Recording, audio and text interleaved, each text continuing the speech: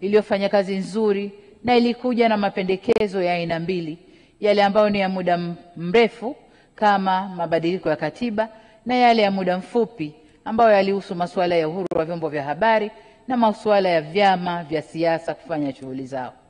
Mheshimiwa Spika, katika kutekeleza mapendekezo ya tume, serikali iliondoa mara moja zuio la mikutano ya hadhara kwa vyama vya siasa na wote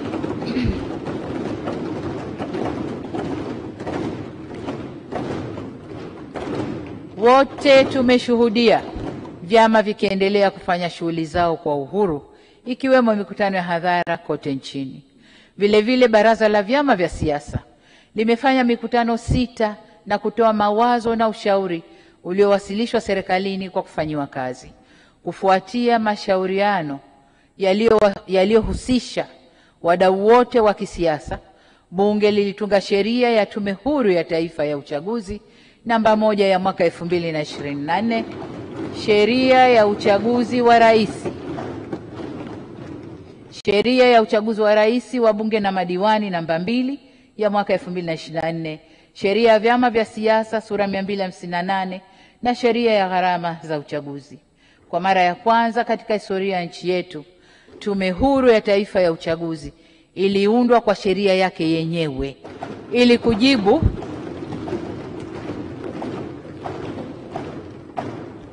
Tulifanya hivyo ili kujibu rai ya muda mrefu ya wadau wa kisiasa nchini.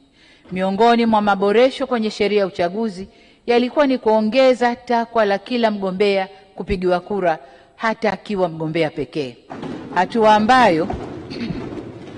ambayo inafuta kichojulikana kama mgombea kupita bila kupingwa. Vile utungaji wa kanuni za uendeshaji wa uchaguzi ulifanyika na serikali imeendelea kuimarisha uendeshaji wa shughuli za vyama vya siasa nchini, ambao hadi Juni 2025 serikali imetoa ruzuku shilingi bilioni 87.87 kwa vyama vinavyostahili kupata ruzuku. Mheshimiwa Spika, katika hatua nyingine, asasi za kiraia nazo zimekuwa huru kufanya shughuli zao, ikiwa ni pamoja na kukutana na kuishawishi serikali, ambapo mapendekezo yao mengi yamepokelewa na kufanyiwa kazi. Kwa kuwa suala la katiba ni pendekezo la muda mrefu la Tume ya Maridhiano, kwa msingi huo mchakato wa katiba mpya ni miongoni mwa ahadi ambazo zinaonekana katika ilani ya Chama cha Mapinduzi ya mwaka 2025-2030.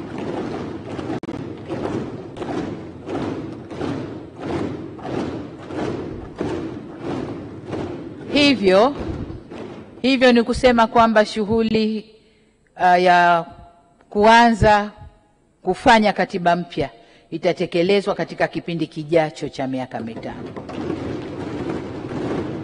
Mheshimiwa Spika,